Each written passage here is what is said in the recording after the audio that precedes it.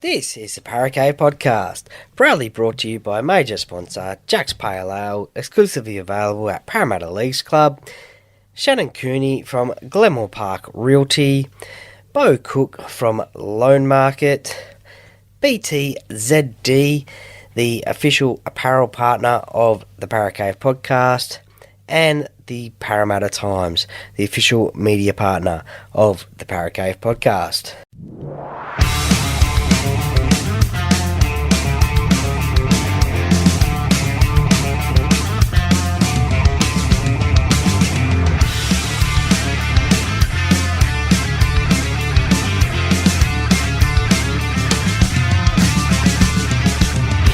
Welcome to another episode of the Paracave Podcast. And now over to your host, Troy Warner, broadcasting live from the world-famous Paracave.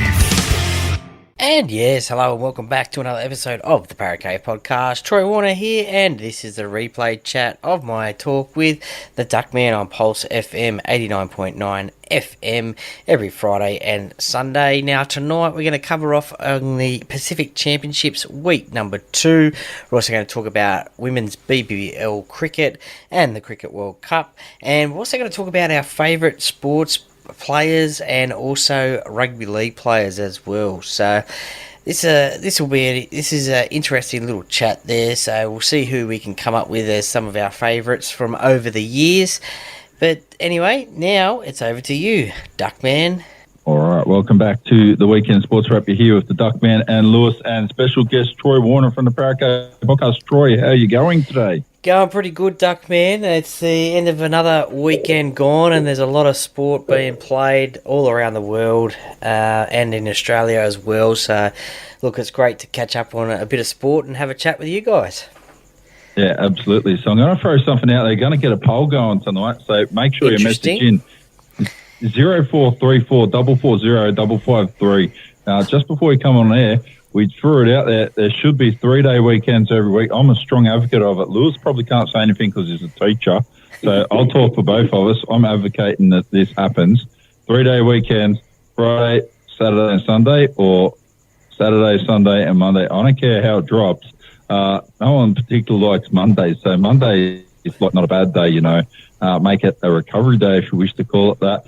Message through anyway, 0434 440 553. Need at least 28 votes to be able to put it forward for any sort of forum to Parliament. So that's the minimum level you've got to have. Just 28 so I'll check votes. These things out in the past when 28 minimum. So wow. And then we can start a political party, the 3-day weekend party. We've got to set up a proper thing. So message in 0434 440 553. Should we have 3-day weekends? I surely reckon we do. If you do, say, yes, I support 3-day weekends. So that's what we need. Need a fair bit of that on the phone line. So get it all happening now.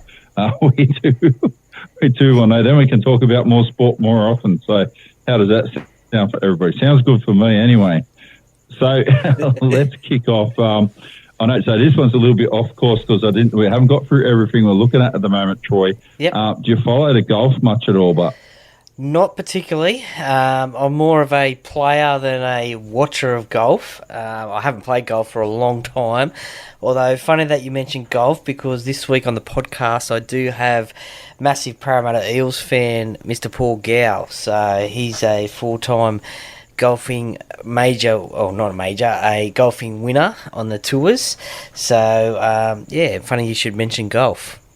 Yeah, and involved in running drum and golf. So I heard part of that podcast, the clip that you put up. He said, what, he's had 13 hole-in-ones? Is that right? 19. 19. So he's trying to get number 20. He's going to play a couple of tournaments late this year because he said he hasn't been playing as much golf as he regularly did. But he did also say that he has had 40 years of experience of playing golf. So he's had a lot more opportunity than obviously you and I and many others as well. Yeah, so there you go. So he is an exceptional player. I think he's playing in the Seniors Masters tournament out at Richmond. I don't know if it's late. No, it can't be later this month. It's middle of next month. Peter Senior is going to be there as well. Peter Lonard. There's a lot of really good players and hoping to catch them out at Richmond Golf Club. The reason why I asked is that the Zozo Championship is on this weekend, so it changed around from the other day. So Colin Morikawa was leading the field on 11 under through 12 holes. So in the fourth round there, Bo Hostler, he was sitting in second there on 8 under. And got Minwoo Lee. So this is what I think the Aussie hopes here are pinned on Minwoo Lee. He's got a good chance of those running out of time to get the business done. He was in tied for 7th on 5 under there. So we'll see if he can get it done. And I know Cam Davis was in pretty good position too. He's on 4 under in 11th after 13 holes. So not sure how they went. Aaron Badley, so his nickname is Dresses, so Dresses Badly. He shot a one over, so he admits it himself. So, and he wears some outlandish clothes, so it fits in with his nickname too. That is a blast from the past, Aaron Badley. Yeah, blast from the past, 100%. I remember when he won the US Masters, he won one of the majors in the US. When you win it, so for people that don't understand, you get a 10-year exemption into these tournaments. So, if you win this one, the Zozo Championship, this is just like one of the hits and giggles comps. It still pays about $4 million US, right? In prize money for the winner. So, like, for guys treat it serious, it's all like top end stuff. I want to go on one of these tournaments because I want to be like Happy Gilmore. I don't care if I come last. I just want to get the big check and throw it in the back of my car because I want to go to the bank one day. I want to deposit some money. Oh, yeah, what do you got? Hang on, I'll be back in a second. Go and get 5 or 6 of these things and try and push it through the counter. Surely that will go down well with the bank tellers. So it can't be a problem with that, could there? Surely not. Nah, you'd be right. I mean, well, there's not very many banks around these days, is there? They're all closing down, I think. So you might have to try and put it in the little hole in the ATM, I think, as you deposit. So you might have to fold it up a few times. Yeah, it's going to try to put an envelope. Well, I found out the other day doing a test on YouTube, you can only fold a piece of paper 7 times. So I guess they don't want it to be too big because it's not going to fit in that little envelope hole there for them. So, let's not go overboard. But I do want one of the big novelty checks. I think everyone does. $5 or whatever. Yeah, 100% I want one. So one of the other things to talk about here quickly, so MMA. So I'm not sure if you caught this today. This one caught my surprise because I didn't realise Alexander Volkanovski was having a fight, but he got a fight 11 days ago because who was it that he had to fight against? Islam Makhachev. He had a fight teed up against someone else and they dropped out. So Alex Volkanovski took it at very short notice and got knocked out. So I've read about the bio, what's happening in it. It's his first knockout in 10 years too. It's just lower body kicks and rib kicks, so just to draw him into having to defend low for all that sort of stuff. I think there's not much in it. And he set a tactic for this Makhachev and then started laying head kicks and knocked him out. So, and it was effective and it worked. So Alexander Volkanovski, like I said, the Volcano said, wow, it's the first time I've been knocked out in 10 years. He's disappointed because he feels like his opportunities might pass him by now for another title fight. So it's tough world, the fight game. Like that's what happens when you take up a fight in short time. You need the prep. Yeah, that's right. So he normally he's pretty fit, he's pretty ready to go. But he did say afterwards he should have put more time and preparation into it. So I imagine he wouldn't have done it if he wasn't training to some level anyway. But he wouldn't have been in fight camp level for that sort of stuff. So. And Makhachev there's picked up 25 wins and 1 loss overall, so he's looking pretty good going forward. Volcano's got 26-3 win-loss record too, so still pretty brutal for fight. But yeah, there you go. Did you catch any of the MotoGP, Troy? No, because I think it was cancelled today due to wild weather down there at Phillip Island, and didn't watch much of it yesterday either. I was at work yesterday, so what can you tell me about that one? So I do know that Johan Zarco got the win on his Ducati, so I'm trying to work out what race it was that he got the win. So Johan Zarco got the win from Francesco Bagnaia, who won the comp last year, so he's the best rider by a mile. Fabio Di Giannantino, he come in third. Brad Binder, who is Jack Miller's teammate, he come in fourth there. Jorge Martin in fifth, Marco Bezzecchi sixth, and Jack Miller finished seventh. So Jack Miller gets points. The top 10 get points, but he doesn't get very many points. I think seventh gets what? Less than 10 points. I think you're talking about 8.7 or 8 points or something like that. You get 25 for a win. So Francesco Bagnaia, when he won it last year, he won it by a fair distance. So from the rest of the field, it didn't look like he was going to win it either. It looked like Fabio Quartararo was going to win it. And there go, pull one out of the fire to get the business done. So it's all clear sailing. So Jack Miller, I have to say, I think he's lost his edge a little bit since he got married. So he's still riding good, but it's just lost. I don't know what it is. So it's not getting wins all the time, but he got a couple of wins last year. It's the first time in a couple of years that he got a couple of wins. I just hope he hasn't lost his, as Austin Powers said, I lost my mojo. Let's hope that's not the case for Jack. He's only like 28 or 29. I reckon he's got at least 3 or 4 years probably left in him. And like, regardless of whether he can have any big smashes or lose any toes or anything like Mick Doohan did, he had a pretty hard time of it back in the day. Let's go to the rugby league overnight. So chatting to Lewis earlier on and talking about the New Zealand game against Samoa. So 50-0. Did you see that one coming? No, I thought it was going to be a lot closer than what it was. And look, it probably was in the first half, 18-0. It was a little bit closer. I think Samoa played a lot better than they did last week against the Kangaroos. But in New Zealand, in front of 23,000 people at Eden Park, the Kiwis, in their first game of the Pacific Championships, they really stepped it up. And James Fisher-Harris led from the front, scored a try himself. And Matt Timoko from the Canberra Raiders, he was on debut. He had a cracker of a game on debut, which was great to see. And look, I think the Kiwis, they're preparing for their big clash against the Kangaroos this week. And it was disappointing to see the Samoans go out like this. As I said, they played better than what they did last week against the Kangaroos, especially in that first half, but then just fell away in that second half.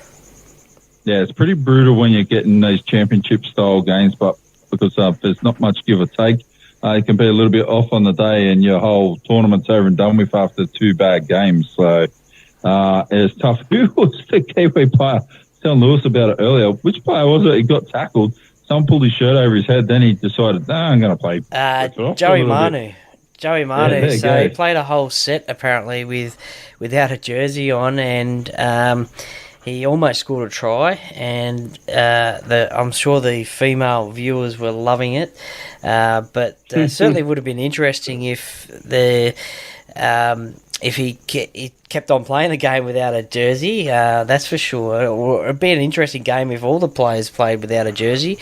But he came back with number 20 on his back, so they had a spare number 20 jersey in the closet and got that one onto him pretty much quick smart after that set of 6 that he played in with it. So yeah. I thought they were playing high school rules, skins versus shirts or something like that. So, like it used to play enforcement's back and tackle footy at school, and you didn't have to worry about your shirt. You had to dodge the tree, so that was the big thing.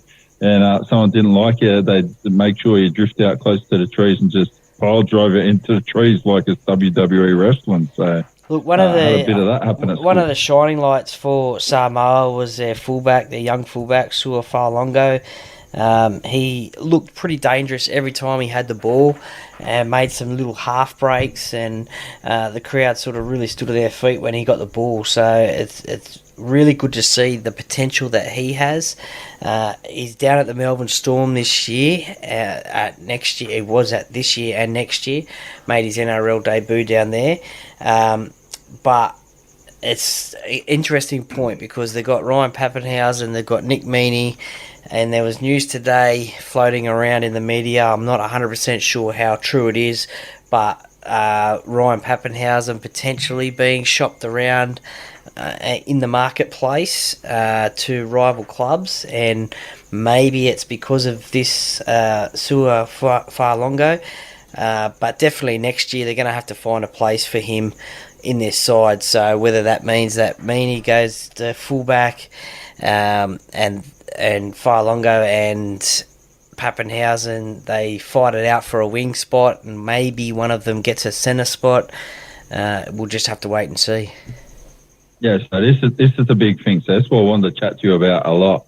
Ryan Pappenhausen, in my head, where's he going to be the best fit? it's West Tigers, right? So that they need the most of everything. The other person who would be a good fit for them would be Jerome Luai. The likelihood of either of them playing for West Tigers is extremely low, but so it's disappointing. But it should be some incentives like there was in the AFL when the Swans were struggling back in the day.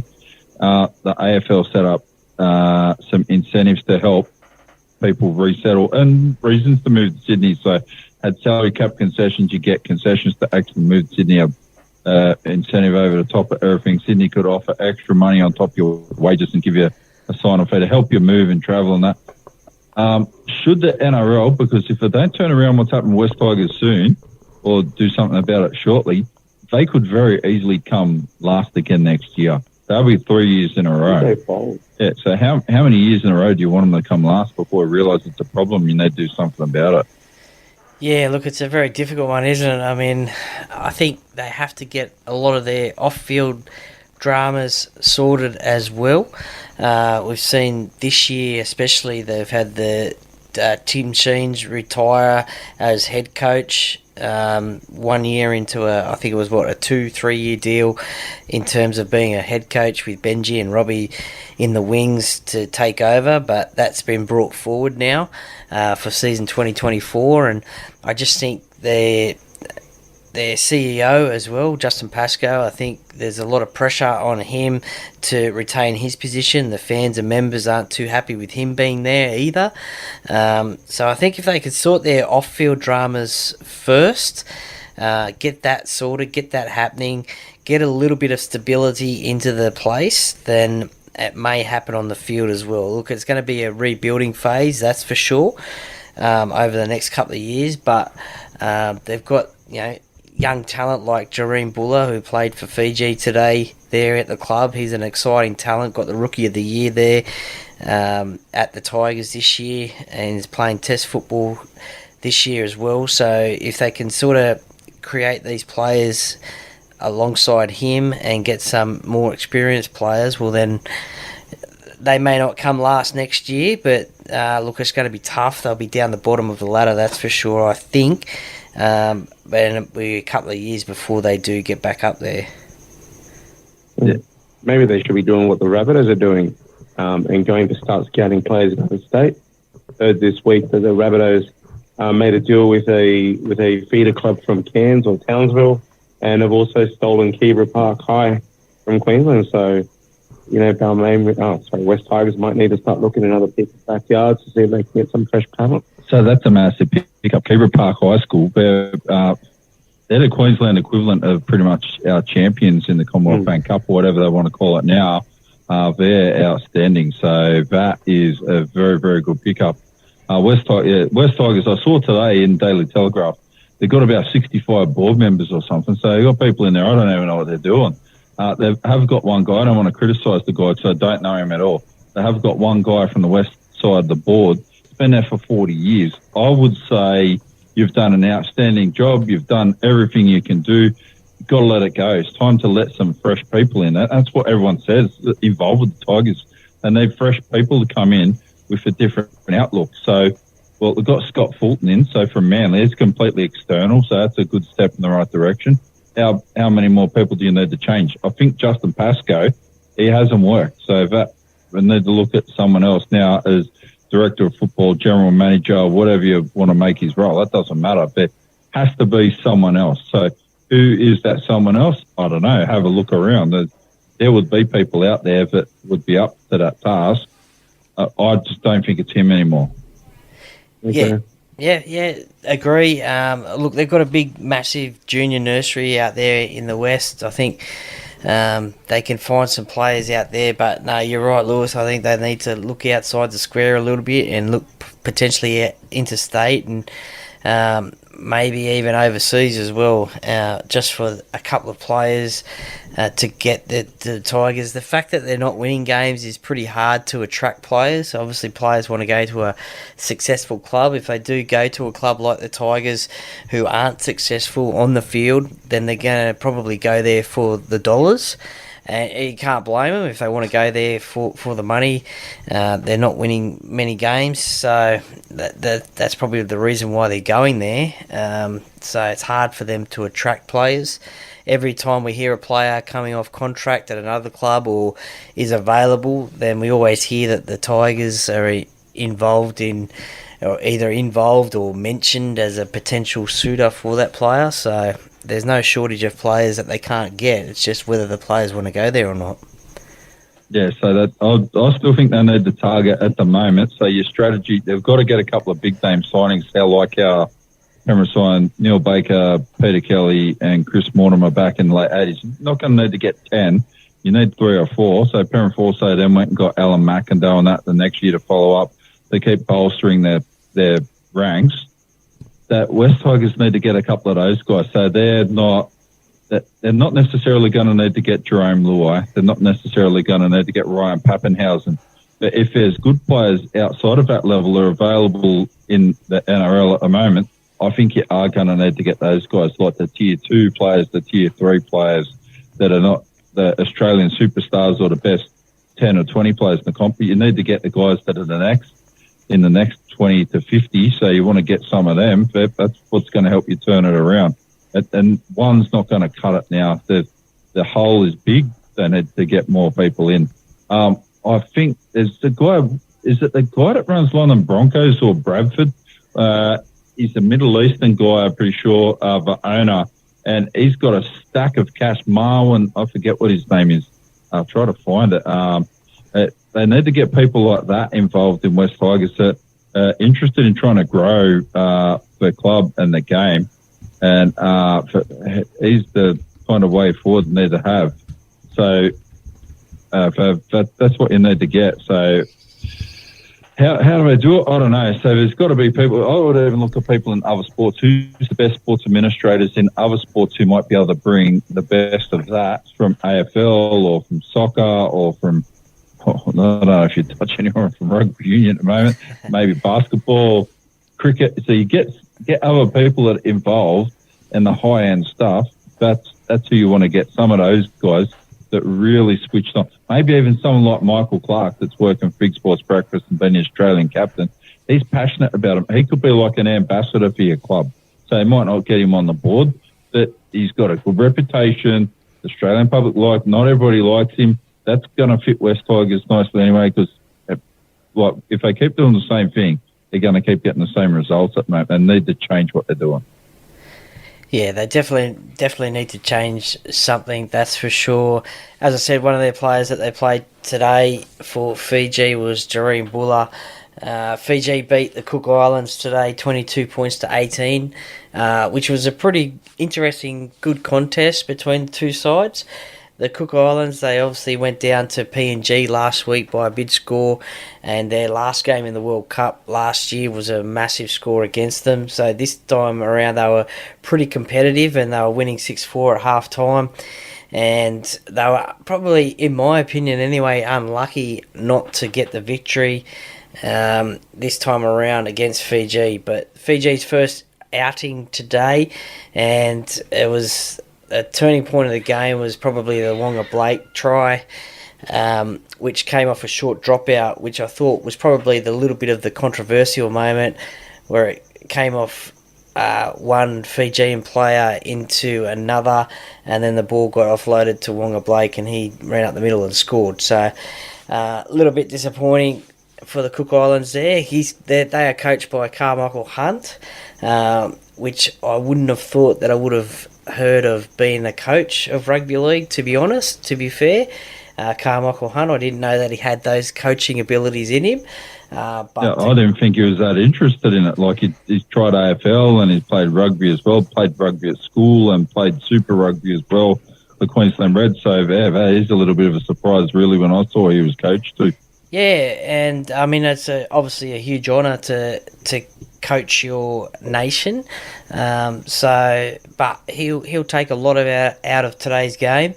Potentially that try to Wonga Blake off a short dropout, maybe they should have went long instead when they were winning the game.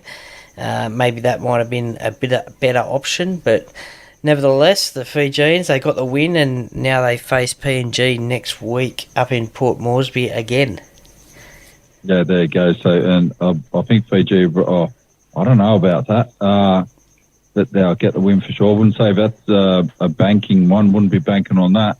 Australia against New Zealand, how do you think that's going to go next week? Well, look, that's going to be a cracker of a game, and the fact that they're going to playing 2 weeks in a row now is probably even more interesting, because you don't want to give away too much next weekend against the Kiwis in Melbourne on Saturday night. So news today come out that potentially Nico Hines is going to make his debut for the Kangaroos, and also Tom Flegler is going to come in as well into the side, as well as Valentine Holmes, who served his 1-game suspension. He'll come into the side as well. So a few changes there, but they won't give too much away, but it should be a great game against the Kiwis down there, and then they'll back up again the week after in the Pacific Championship final. So it could go either way, and obviously I'm going to be tipping the Kangaroos, but they sort of have a little bit of an edge over the Kiwis at the moment. So can't wait for that one game. Oh, 100%. We'll see how that all turns out. So looking at this West Tigers thing again, just having a think about it, you still got Brian Smith. I know he's getting on a bit now. Would he be a good director of football or something like doing a similar role to like what Tim Sheens wants to do? And he's never been at the Tigers before, so there's benefits there, because he's not going to get swayed by one faction or the other.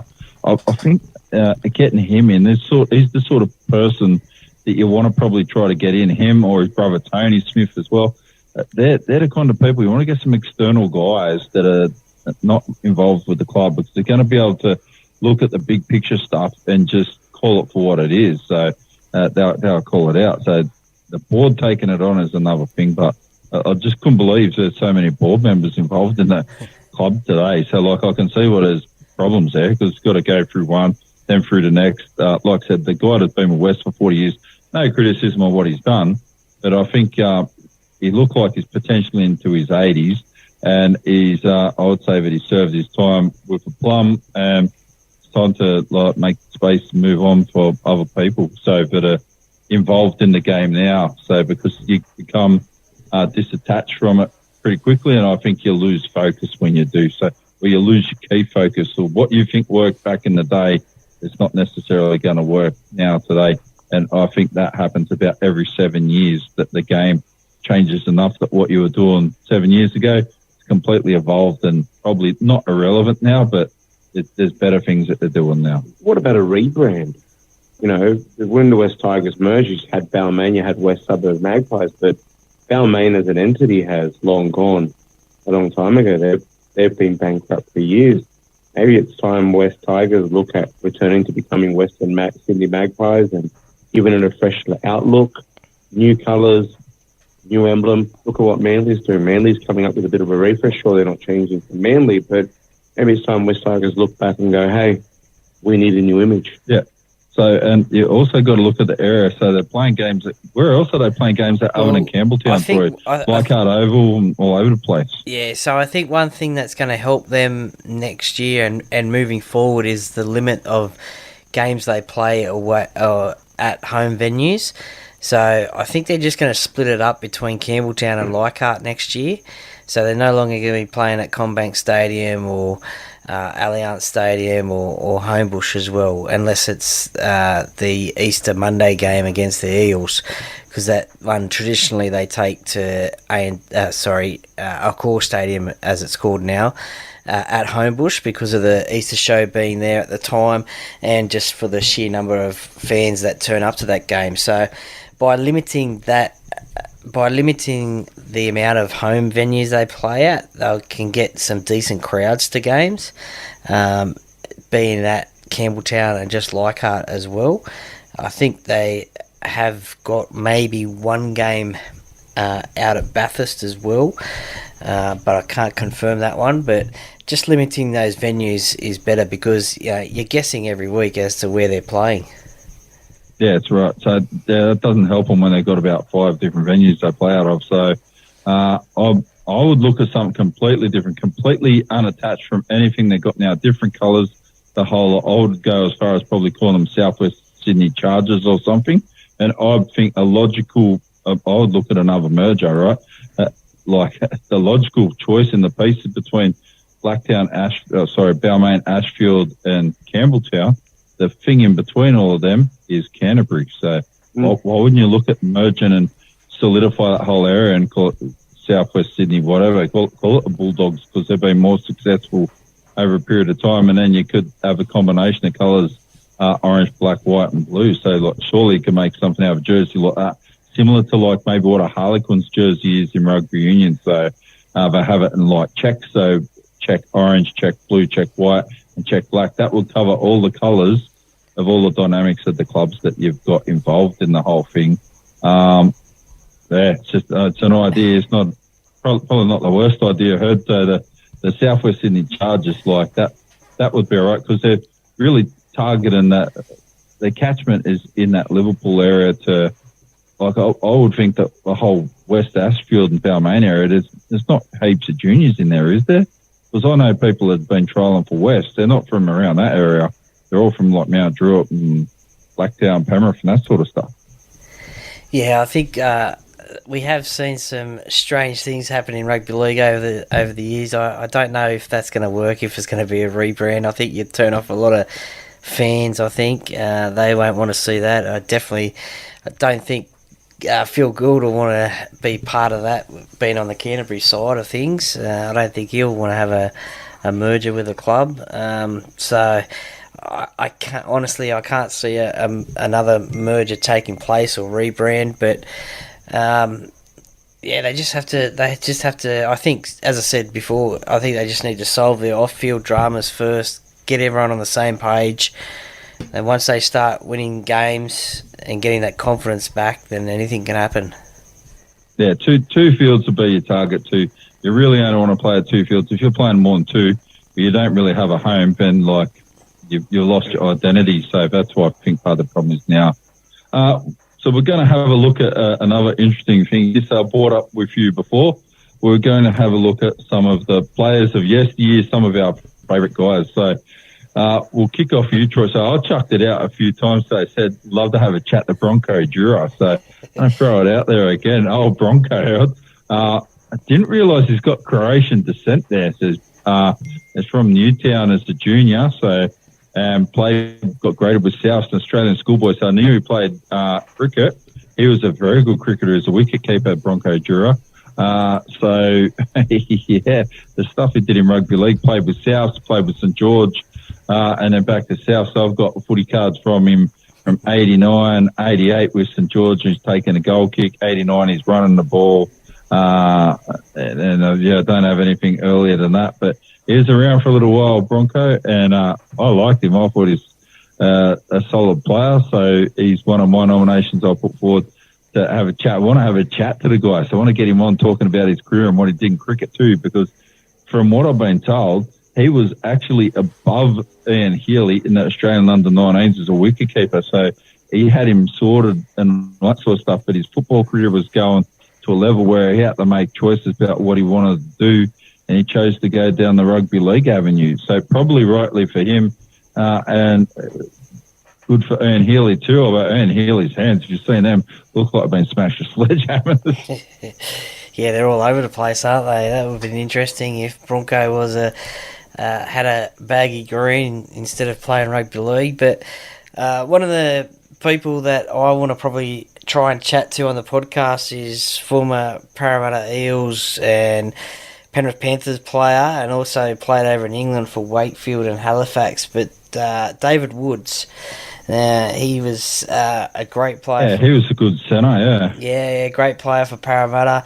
And obviously after he left Parramatta, it probably went a little bit downhill for him there. He struggled a lot with injury as well. I think just when he became back on the field and performing in that, then he'd get another injury as well. So unfortunately for him, he didn't play that many games. He only played about 160 in Australia and the rest overseas. So very much an injury-disrupted career.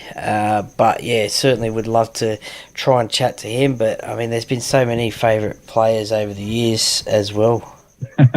Yeah, but there's a lot of them. So we're making a hit list for people, and we're going to drop interviews. So when we get them, they will start happening.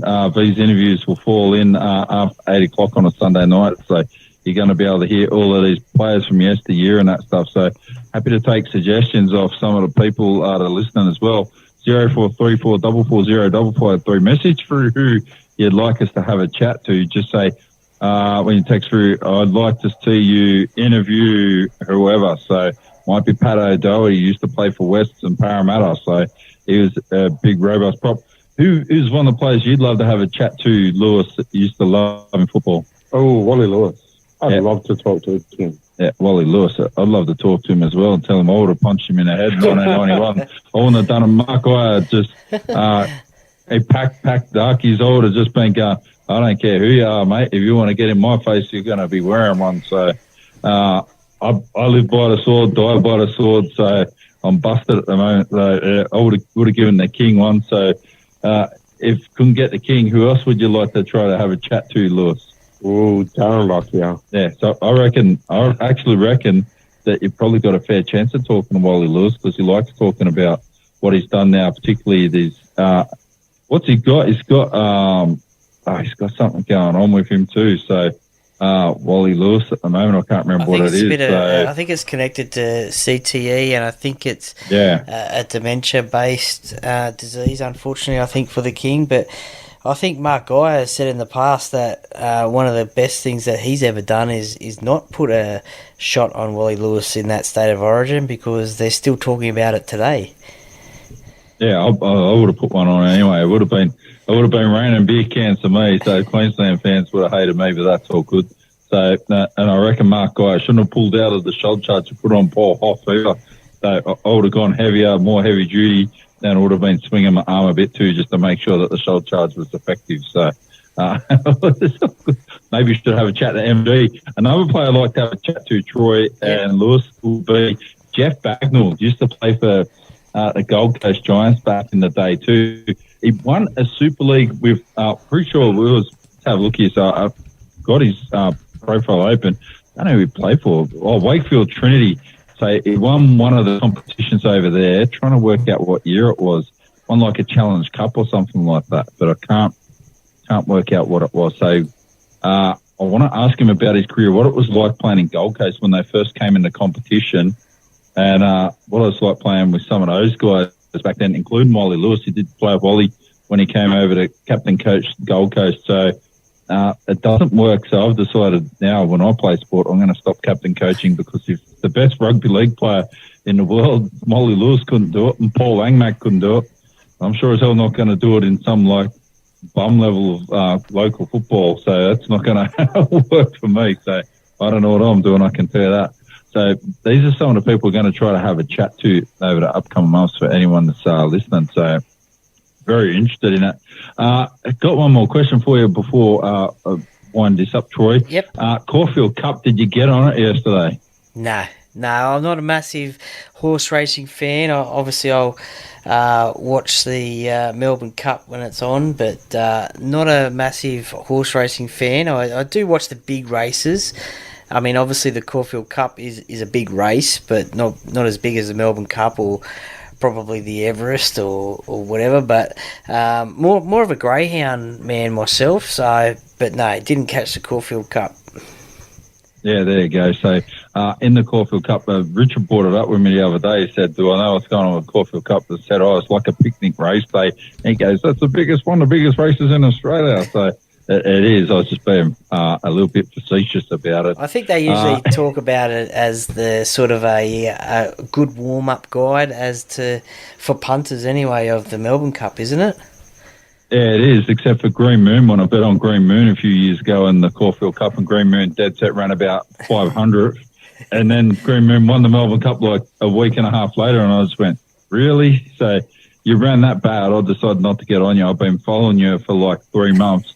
You ran so wide. You ran out in the car park in 3 suburbs across, and then next thing you know, you just shot my chances to pieces. So I lost $10. I don't bet very much money. And not happy about it. And then wins the Melbourne Cup by like 3 lengths. Like, what's going on there? Seriously. So what's the turnaround? Did the jockey get like a bit of waterboarding or something like that? So something's happened there. So maybe they got in touch with Chinese women's swim team and hooked up the horse with something. So who knows? But we'll see. All right. So what do you got coming up on the Paracape podcast this week, Troy? So I'll have a replay of this chat coming out tomorrow, and chatting to former Parramatta and Canterbury Bankstown Bulldogs player Mark Bugden. So he played in the 80s and early 90s. So that'll be an interesting... Ask him if he actually... Have you interviewed him yet? Or you've got to tomorrow, interview him? Tomorrow it'll be. Yeah. Ask him if he actually ate that frog in that footy card picture when he was holding the frog and he said he was about to bite into the cane toads. Ask him if he did it. Okay, yeah, a special request question. No doubt I'll throw that one in. But he also broke all us Parramatta fans' hearts in 1984 by scoring the winning try in the grand final as well. So that's going to be a difficult question to ask him, but... no doubt he'll answer it for sure. So talking to him, and then on Thursday, releasing a chat with Paul Clark, former Penrith Panther premiership winner in 91, and also played for the Balmain Tigers and also the Parramatta Eels as well. And he's got some cracking stories. One about Paul Harrigan, one about Phil Gould. So a couple of cracking stories there about Phil Gould and Paul Harrigan as well. It's something that I didn't know about either story. Yeah, I'm looking forward to hearing both of them, 100%. So another thing to ask Mark Bugden when you speak to him and his brother Jeff, they were super tough guys when they played. Ask him what it was like playing against his brother as well. So I'm interested to know what he thought, because I'm pretty sure they didn't no holds barred on each other. They just went out hammer and tong to give it to each other on the field. Yeah, well, Mark was part of that Dogs of War pack, Canterbury pack back in the 80s. And obviously Jeff won a premiership with Parramatta in 1986 as well, so Parramatta's last. So, yeah, no doubt they would have had some clashes against each other for sure. Yeah, absolutely. Troy, thanks for joining us tonight. Make sure you give you a call again next week. I look forward to having a chat. Have a fabulous week, and we'll chat to Troy again next week, probably at 7:05 again on Friday night. Not a problem, Duckman Lewis. Thank you very much for having me, fellas, and enjoy your week, and thank you very much for having me. All right, thanks, Troy. See you, mate. Thanks, bye.